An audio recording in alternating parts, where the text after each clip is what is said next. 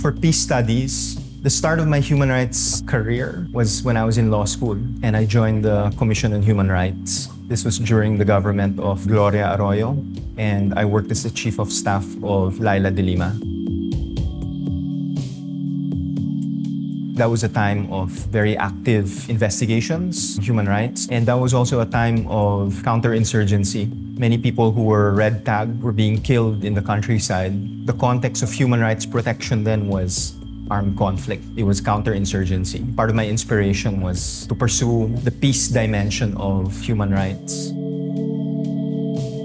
My PhD research is very different from my professional work. I studied peace processes and I worked specifically on the impact of democracy on peace agreements. Peace agreements, we design them to be permanent, and one of the realities is that when a peace agreement encounters democratic processes, there's this challenge to how permanent your peace agreement is. And during these democratic procedures, you could see that there was tension to change the peace agreements. That's what I studied. And that's relevant now, especially in the Bangsamoro, because what we see is that the longer peace processes go, the more pressure there is on the original agreement, and many things are susceptible to change.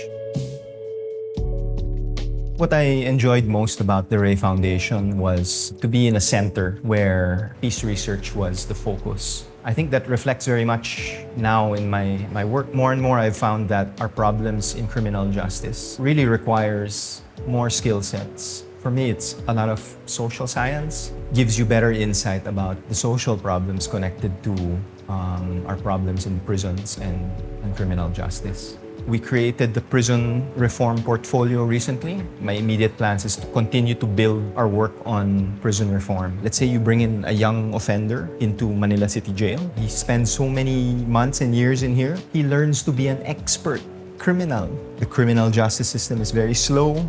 People keep coming into jail and then their cases are not resolved in time. So more and more people keep coming in and they're just waiting for their court cases to finish. It just never ends. What we see in the world right now is there's a lot of disagreement, and we're past the time when democracy meant agreeing with one another on common values. Now there's a very strong challenge on what it means to be democratic. We see this in the kinds of elections that we have, the kinds of leaders that we elect. Trumpism, for example, is a very clear example of how different voters think of what their leaders should be like. Very tense political conflict. People are not here to agree. And I think my research on democracy and peace sheds a light on the idea that peace is not simply about agreeing with one another. Peace is being able to negotiate these differences, deeply divided societies. So we need to be able to think politically. Growing up, we're taught not to talk about money, to talk about religion, and to talk about politics.